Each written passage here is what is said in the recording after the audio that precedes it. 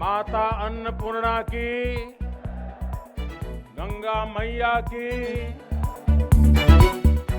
इस ऐतिहासिक आयोजन में उपस्थित उत्तर प्रदेश की राज्यपाल श्रीमती आनंदीबेन पटेल, उत्तर प्रदेश के मुख्यमंत्री कर्मयोगी श्री योगी आदित्यनाथ जी, भारतीय जनता पार्टी के राष्ट्रीय अध्यक्ष, हम सबके मार्गदर्शक श्रीमान जेपी नड्डा जी, उप मुख्यमंत्री भाई केशव प्रसाद मौर्य जी, दिनेश शर्मा जी, केंद्र में मंत्रिपरिषद के मेरे साथी महेंद्र नाथ पांडे जी, उत्तर प्रदेश भारतीय जनता पार्टी के अध्यक्ष स्वतंत्र देव सिंह जी, यहाँ के मंत्री श्रीमान नीलकंठ तिवारी जी, देश के हर कोने से आए हुए पूज्य संतगण और मेरे प्यारे काशीवासी,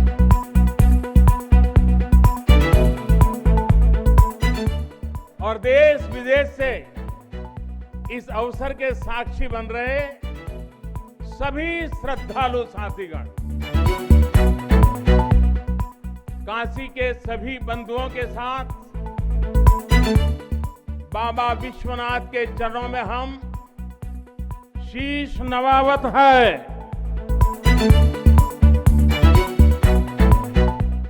माता अन्नपूर्णा के चरणन का बार बार वंदन करत है।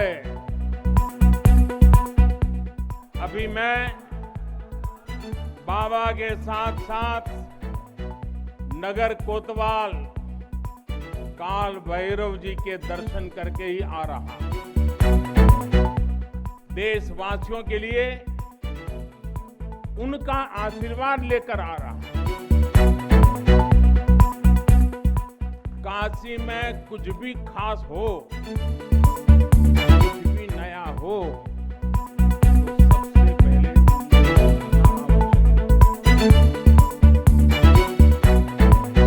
काशी के कोतवाल के चरणों में भी प्रणाम करता हूं।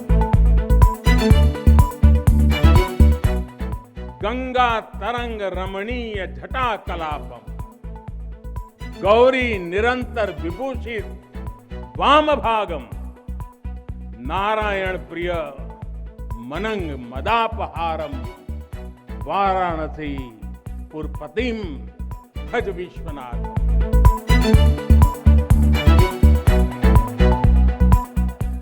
हम बाबा विश्वनाथ दरबार से देश दुनिया के उन श्रद्धालु जनन के प्रणाम करत है जो अपने अपने स्थान से इस महायज्ञ के साक्षी बनत होन। हम आप सब काशीवासी लोगन के प्रणाम करत है, जिनके सहयोग से इस शुभ घड़ी आयल है। हृदय गदगद है, मन आह्लादित है। आप सब लोगन के बहुत बहुत बधाई है।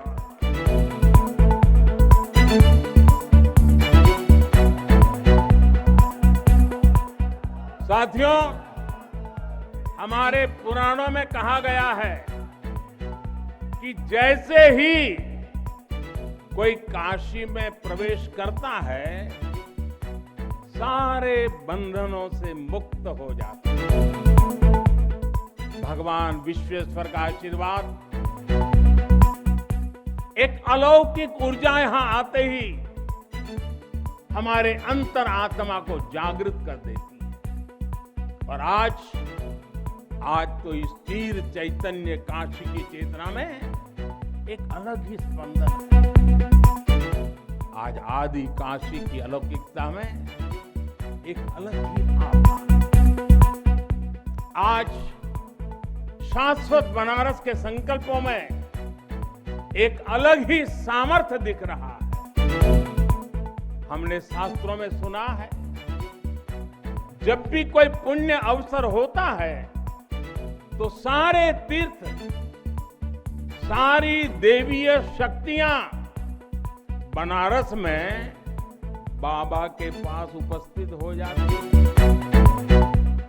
कुछ वैसा ही अनुभव आज मुझे बाबा के दरबार में आकर हो रहा है। ऐसा लग रहा है कि हमारा पूरा चेतन ब्रह्मांड इससे जुड़ा हुआ है। वैसे तो अपनी माया का विस्तार बाबा ही जाने,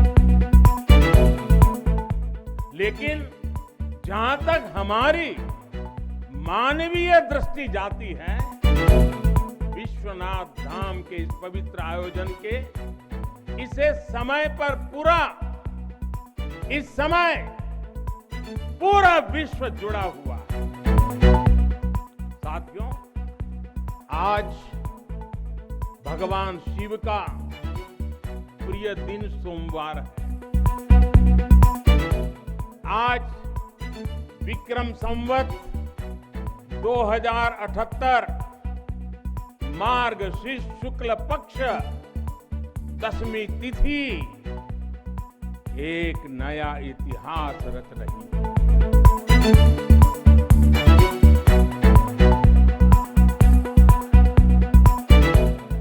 और हमारा सौभाग्य है कि हम इस तिथि के साक्षी हैं। आज विश्वनाथ धाम अकल्पनीय अनंत ऊर्जा से भरा हुआ, उसका वैभव विस्तार ले रहा है। इसकी विशेषता आसमान छू रही है। यहाँ आसपास जो अनेक प्राचीन मंदिर लुप्त हो गए थे, उन्हें भी पुनः स्थापित किया जाए। बाबा अपने भक्तों की सदियों की सेवा से प्रसन्न हुए हैं, इसलिए उन्होंने आज के दिन का हमें आशीर्वाद दिया है। विश्वनाथ धाम का ये पूरा नया परिसर एक भव्य भवन भर नहीं है, ये प्रतीक है हमारे भारत की सनातन संस्कृति। ये प्रतीक है हमारी आध्यात्मिक आत्मा का। ये प्रतीक है भारत की प्राचीनता का, परंपराओं का, भारत की ऊर्जा का, गतिशीलता का। आप यहां जब आएंगे तो केवल आस्था के ही दर्शन होंगे ऐसा नहीं है। आपको यहाँ अपने अतीत के गौरव का एहसास भी होगा। कैसे प्राचीनता और नवीनता एक साथ सजीव हो रही है, कैसे पुरातन की प्रेरणाएं भविष्य को दिशा दे रही हैं, इसके साक्षात दर्शन विश्वनाथ धाम परिसर में हम जो मां गंगा उत्तर वाहिनी होकर बाबा के पांव पखारने काशी आती है, मां गंगा भी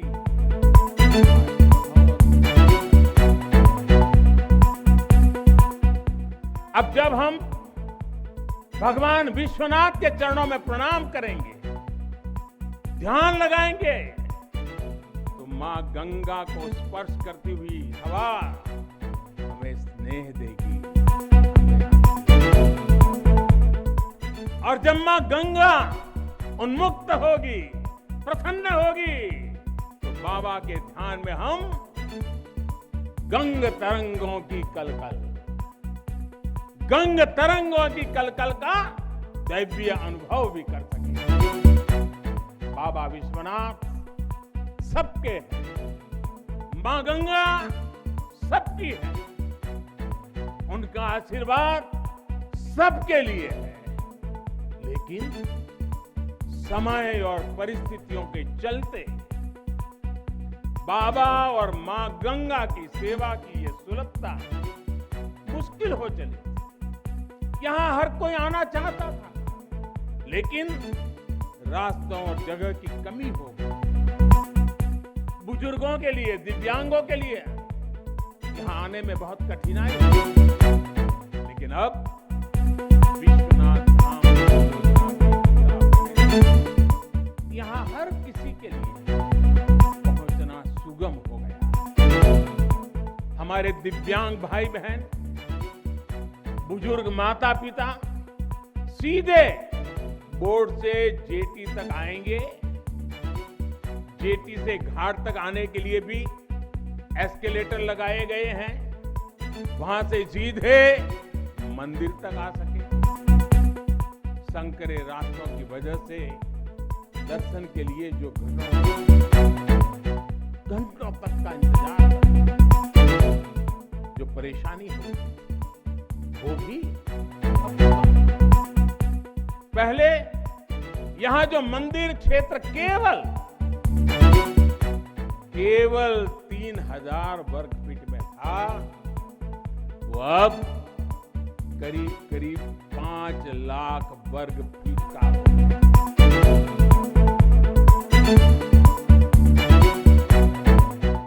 अब मंदिर और मंदिर परिसर में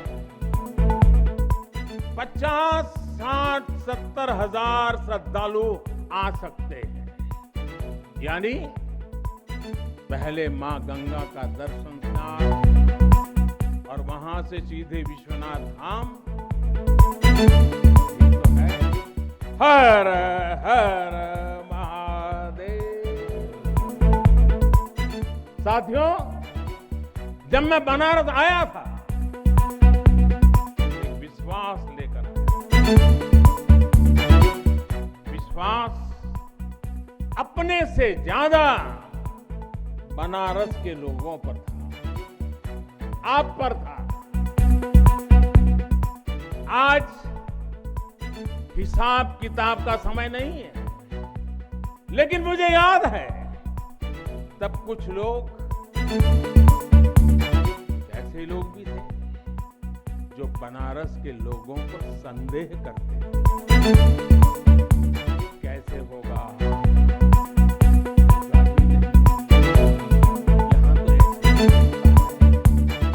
मोदी जी जैसे बहुत आके गए।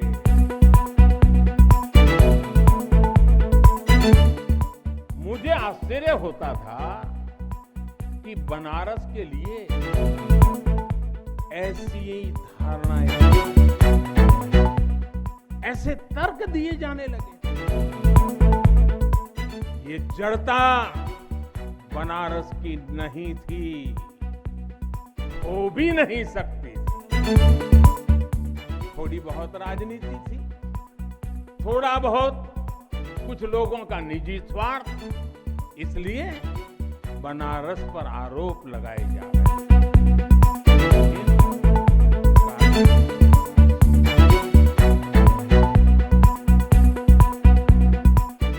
काशी तो अविनाशी है। काशी में एक ही सरकार है।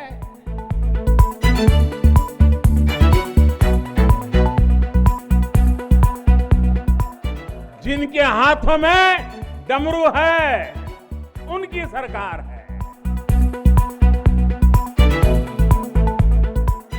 जहां गंगा अपनी धारा बदलकर बहती हो, उस काशी को भला कौन रोक सकता है? काशी खंड में भगवान शंकर ने खुद कहा है, बिना मम प्रसादम वै कह काशी प्रति प्रद्युत है। अर्थात बिना मेरी प्रसन्नता के काशी में कौन आ सकता है,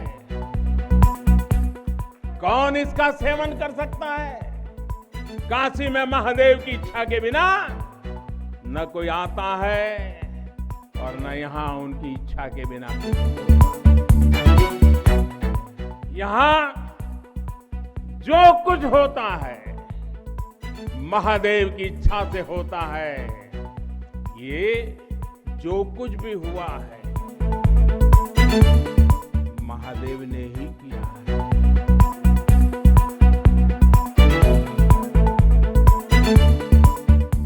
ई विश्वनाथ धाम तो बाबा आपन आशीर्वाद से बनेले हुन।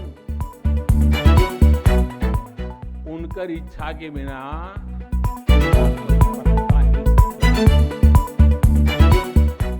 कोई कितना बड़ा हवे तो अपने घरे का होइए, ऊ बोलिए तबे कोई आ सकेला, कुछ कर सकेला। साथियों, बाबा के साथ अगर किसी और का योगदान है तो वो बाबा के गणों का है। बाबा के गण यानी हमारे सारे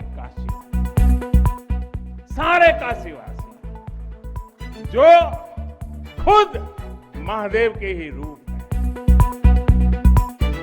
जब भी बाबा को अपनी शक्ति अनुभव करानी होती है वो काशी वासियों का माध्यम ही बना देते हैं।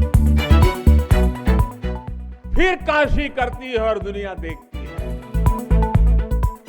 इदम शिवाय इदम नमः, इदम शिवाय इदम नमः। मैं आज अपने हर उस श्रमिक भाई बहनों का भी आभार व्यक्त करना चाहता हूं जिसका पसीना इस भव्य परिसर के निर्माण में बहा। कोरोना के इस विपरीत काल में भी उन्होंने यहां पर काम रुकने नहीं दिया। मुझे अभी अपने इस श्रमिक साथियों से मिलने का अवसर मिला, उनके आशीर्वाद लेने का सौभाग्य मिला। हमारे कारीगर, हमारे सिविल इंजीनियरिंग से जुड़े लोग, प्रशासन के लोग, वो परिवार जिनके यहां घर हुआ करते थे, मैं सभी का अभिनंदन करता हूं।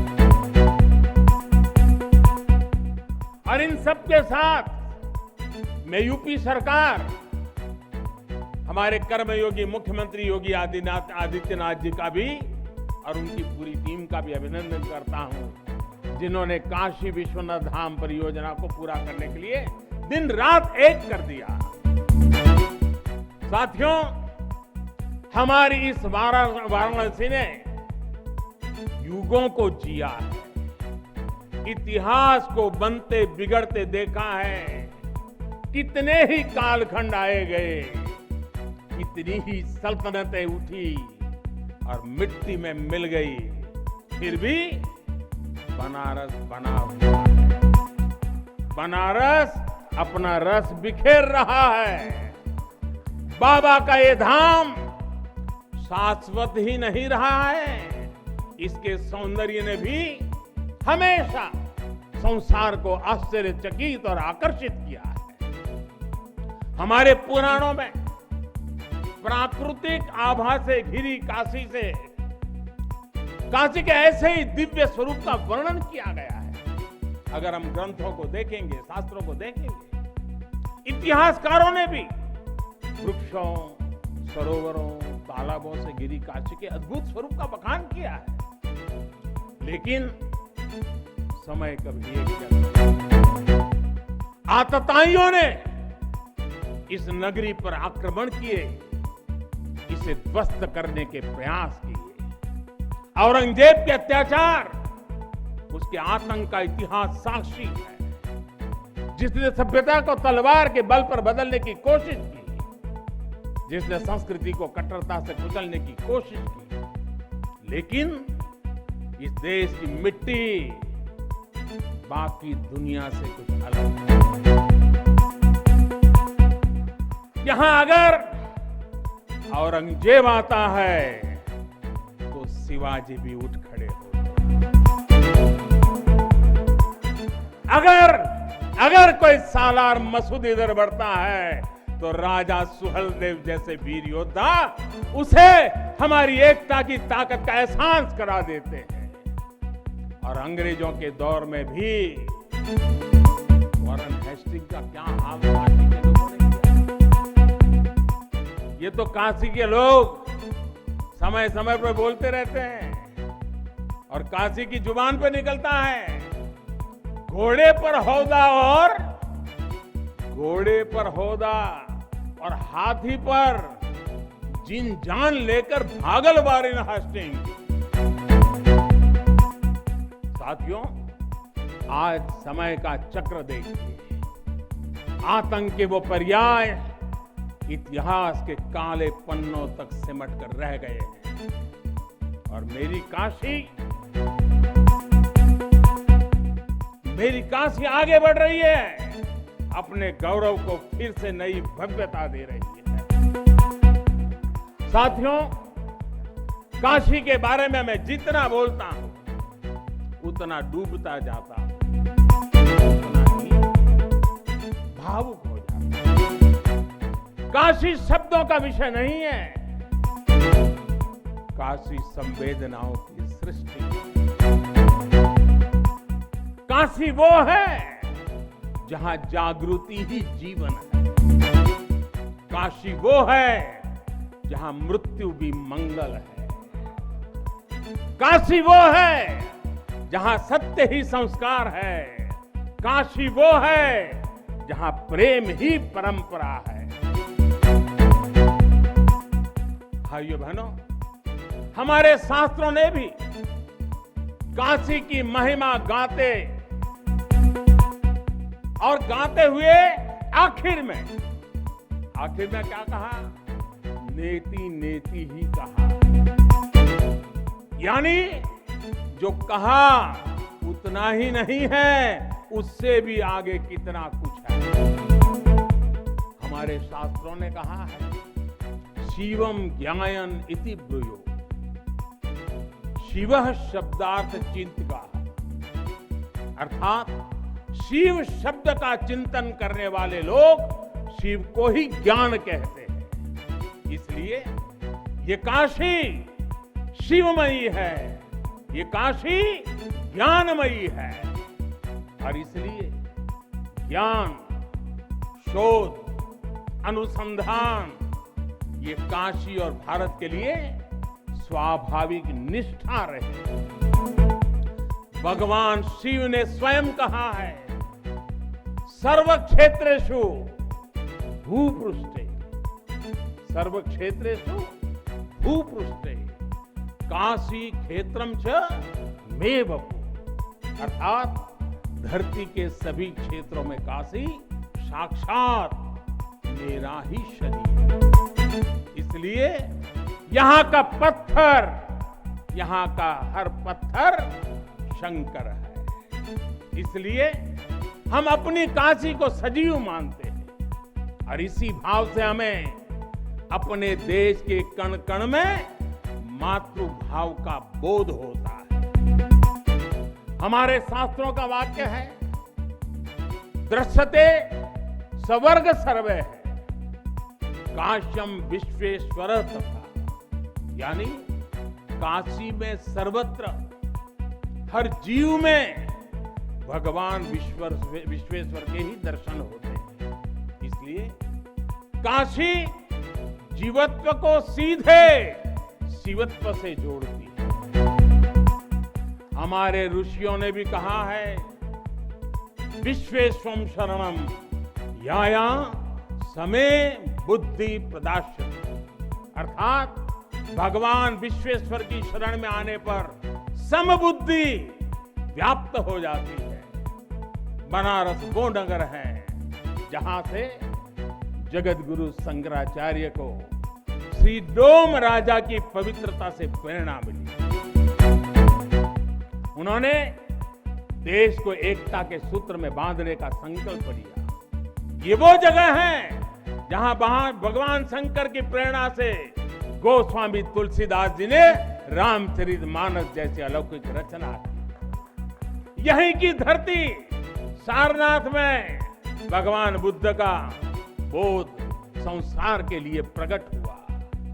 समाज सुधार के लिए कबीरदास जैसे मनीषी यहां प्रकट हुए। समाज को जोड़ने की जरूरत थी तो संत रविदास जी की भक्ति की शक्ति का केंद्र भी ये काशी बनी। ये काशी अहिंसा और तप की प्रतिमूर्ति 4 जैन तीर्थंकरों की धरती है।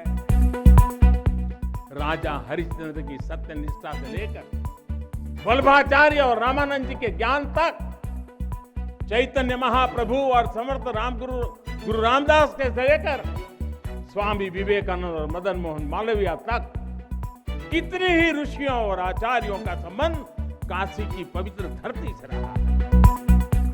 छत्रपति शिवाजी महाराज ने यहां प्रेरणा पाई।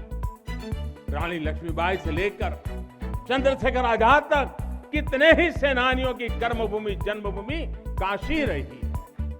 भारतेंदु हरिश्चंद्र, जयशंकर प्रसाद, मुंशी प्रेमचंद, पंडित रविशंकर और बिस्मिल्लाह खान जैसी प्रतिभाएं इस स्मरण को कहां तक लेते जाए, कितना कहते जाए, भंडार भरा पड़ा है। जिस तरह काशी अनंत है, वैसे ही काशी का योगदान भी अनंत है।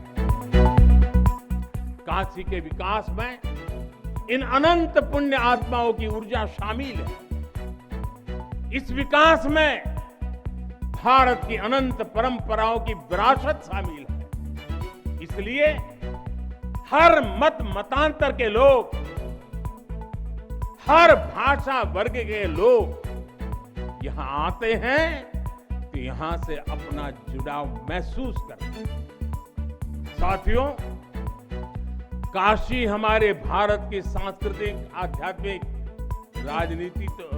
राजधानी तो है ही, ये भारत की आत्मा का एक जीवंत अवतार भी है। आप देखिए, पूरब और उत्तर को जोड़ती हुई यूपी में बसी ये काशी, यहां विश्वनाथ मंदिर को तोड़ा गया तो मंदिर का पुनर्निर्माण माता अहिल्याबाई होलकर ने कराया। जिनकी जन्मभूमि महाराष्ट्र थी, जिनकी कर्मभूमि इंदौर, माहेश्वर और अनेक क्षेत्रों में थी, उन माता अहिल्याबाई होलकर को आज मैं इस अवसर पर नमन करता हूं।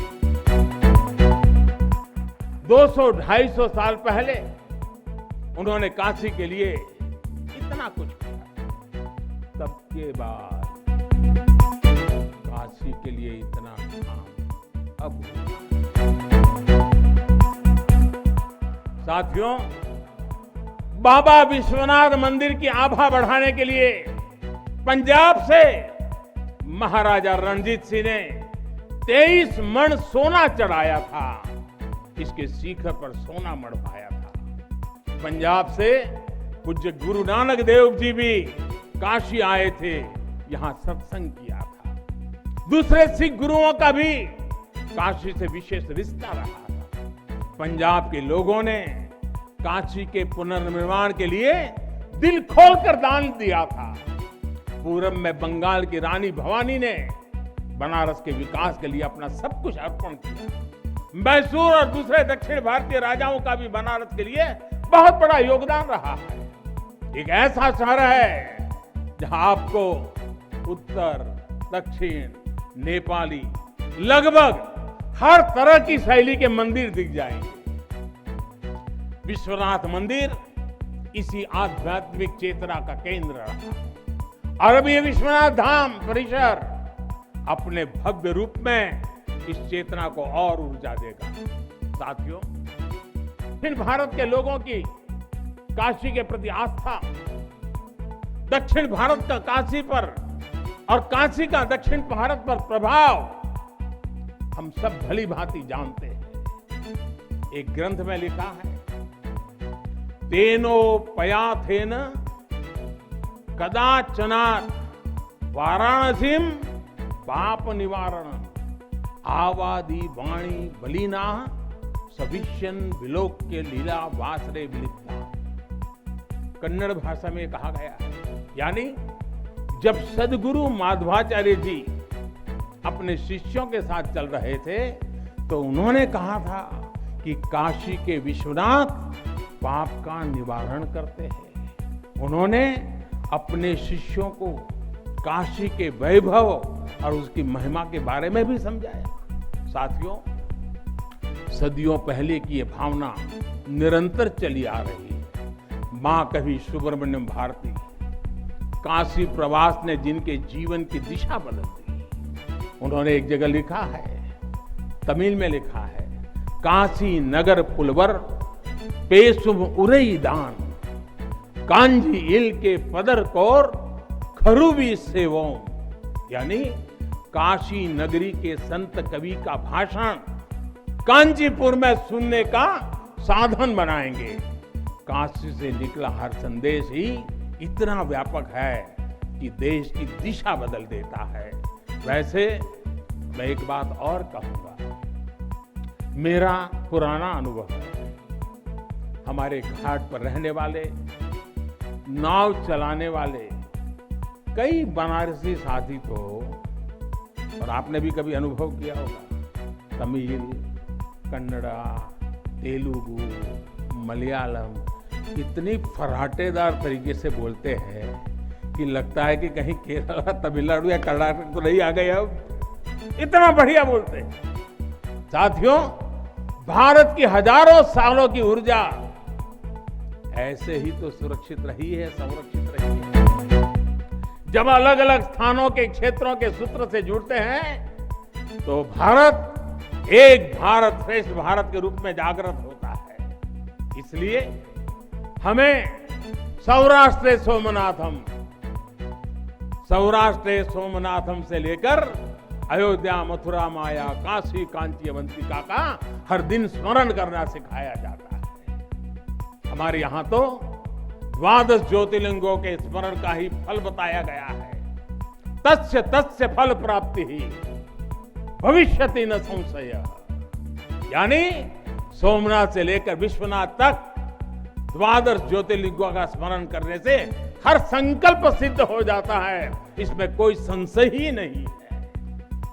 ये संशय इसलिए नहीं है क्योंकि स्मरण के बहाने पूरे भारत का भाव एकजुट हो जाता है, और जब भारत का भाव आ जाए तो संशय कहां रह जाता है, असंभव क्या बचता है।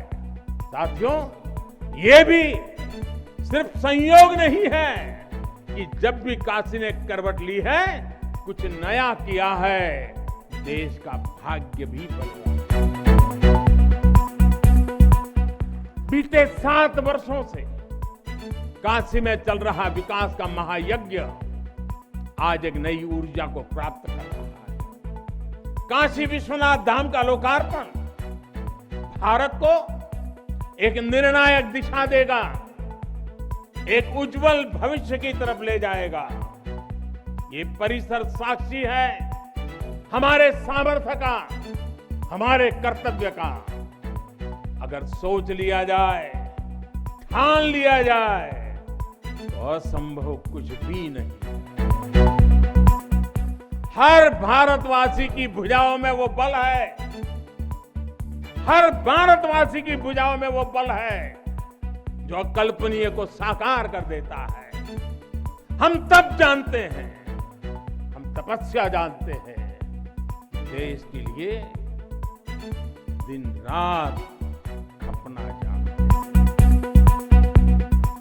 चुनौती कितनी ही बड़ी क्यों ना हो, हम भारतीय मिलकर उसे परास्त कर सकते हैं। विनाश करने वालों की शक्ति कभी भारत की शक्ति और भारत की भक्ति से बड़ी नहीं हो सकती। याद रखिए, जैसी दृष्टि से हम खुद को देखेंगे, वैसी ही दृष्टि से विश्व भी हमें देखेगा। मुझे खुशी है कि सदियों की गुलामी ने हम पर जो प्रभाव डाला था, जिस हीन भावना से भारत को भर दिया गया था, अब आज का भारत उससे बाहर निकल रहा है। आज का भारत सिर्फ सोमनाथ मंदिर का सौंदर्यीकरण ही नहीं करता, बल्कि समंदर में हजारों किलोमीटर ऑप्टिकल फाइबर भी बिछा रहा है। आज का भारत सिर्फ बाबा केदारनाथ मंदिर का जीर्णोद्धार ही नहीं कर रहा, बल्कि अपने दमखम पर अंतरिक्ष में भारतीयों को भेजने की तैयारी में जुटा है। आज का भारत सिर्फ अयोध्या में प्रभु श्री राम का मंदिर ही नहीं बना रहा, बल्कि देश के हर जिले में मेडिकल कॉलेज भी बना रहा। आज का भारत सिर्फ बाबा विश्वनाथ धाम को भव्य रूप ही नहीं दे रहा, बल्कि गरीब के लिए करोड़ों पक्के घर भी बना रहा। साथियों, नए भारत में अपनी संस्कृति का गर्व भी है और अपने सामर्थ्य पर उतना ही भरोसा। नए भारत में विरासत भी है और विकास भी है।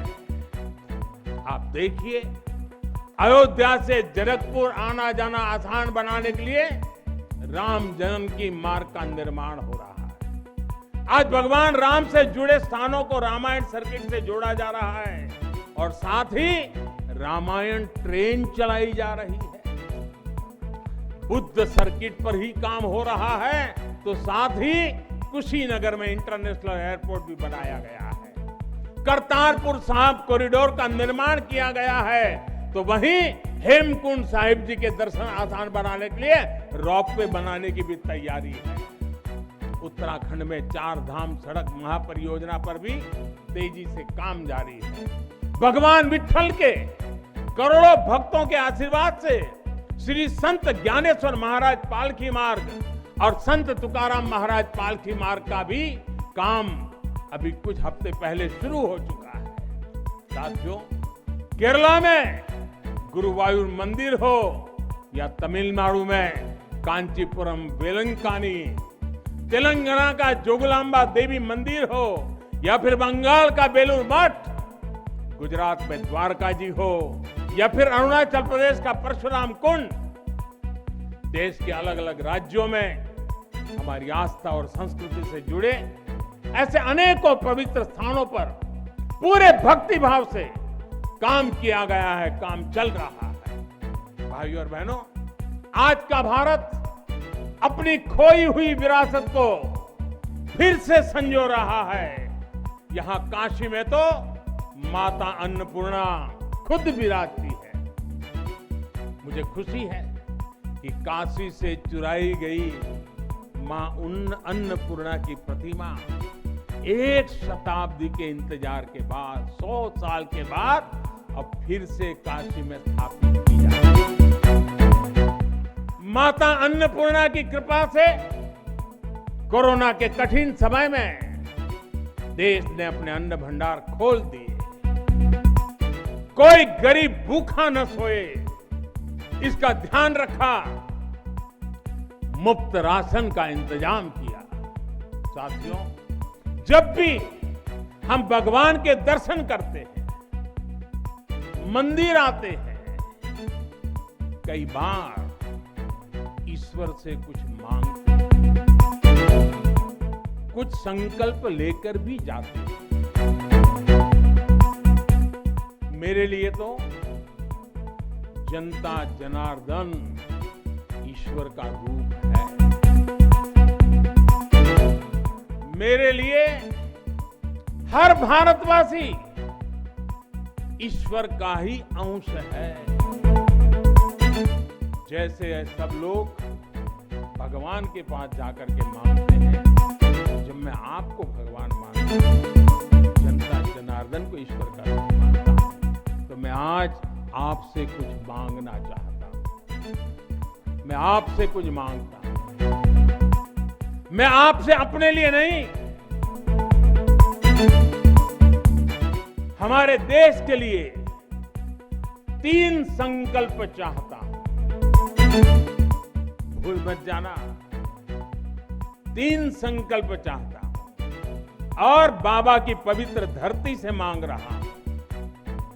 पहला, स्वच्छता, दूसरा सृजन और तीसरा आत्मनिर्भर भारत के लिए निरंतर प्रयास।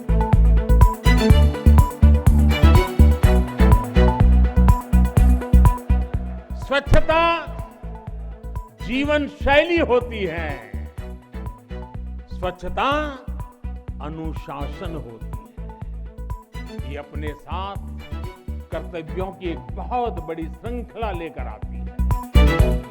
भारत चाहे जितना ही विकास करे, स्वच्छ नहीं रहेगा तो हमारे लिए आगे बढ़ पाना मुश्किल। इस दिशा में हमने बहुत कुछ किया है, लेकिन हमें अपने प्रयासों को और बढ़ाने हैं। कर्तव्य की भावना से भरा आपका एक छोटा सा प्रयास देश की बहुत मदद करेगा। यहाँ बनारस में भी, शहर में, घाटों पर स्वच्छता को हमें एक नए स्तर पर लेकर जाना है। गंगा जी की स्वच्छता के लिए उत्तराखंड से लेकर बंगाल तक कितने ही प्रयास चल रहे हैं।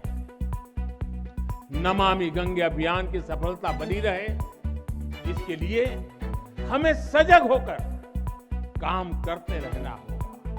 साथियों, गुलामी के लंबे कालखंड में हम भारतीयों का आत्मविश्वास ऐसा तोड़ा कि हम अपने ही सृजन पर विश्वास खो बैठे। आज हजारों वर्ष पुरानी इस काशी से मैं हर देशवासी का आह्वान करता हूं, पूरे आत्मविश्वास से सृजन करिए, इनोवेट करिए, इनोवेटिव तरीके से करिए। जब भारत का युवा कोरोना के इस मुश्किल काल में सैकड़ों स्टार्टअप बना सकता है, इतनी चुनौतियों के बीच 40 से ज्यादा यूनिकॉर्न बना सकता है, वो भी ये दिखाता है कुछ भी कर सकता है। आप सोचिए, एक यूनिकॉर्न यानी स्टार्टअप करीब 7 हजार करोड़ रुपए से भी ज्यादा का है और पिछले 1-1.5 साल में बना है। इतने कम समय में यह अभूतपूर्व है।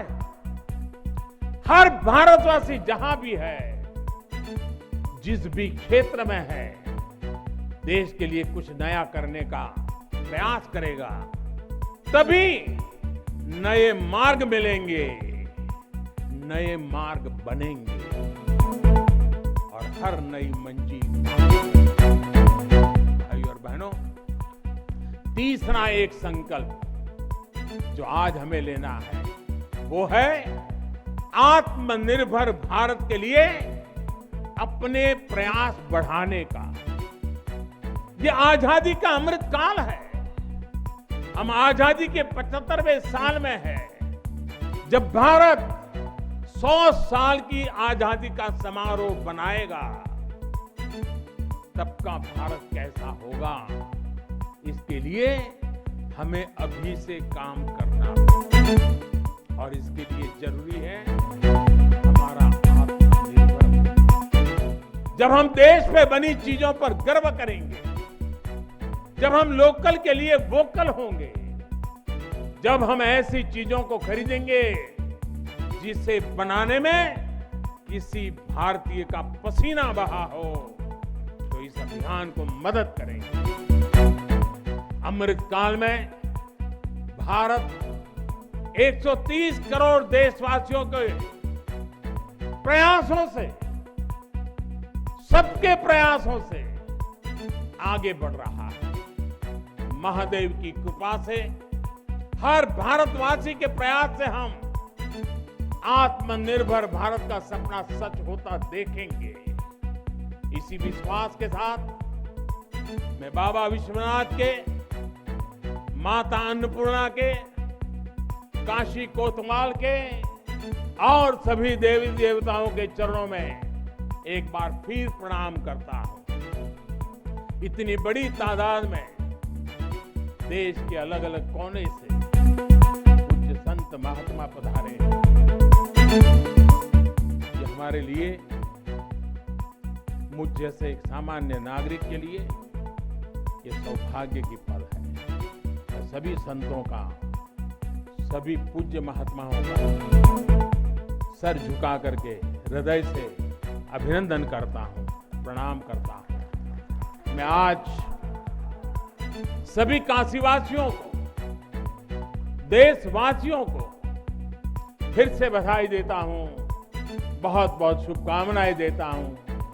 हर हर महादेव, हर हर महादेव, हर हर महादेव।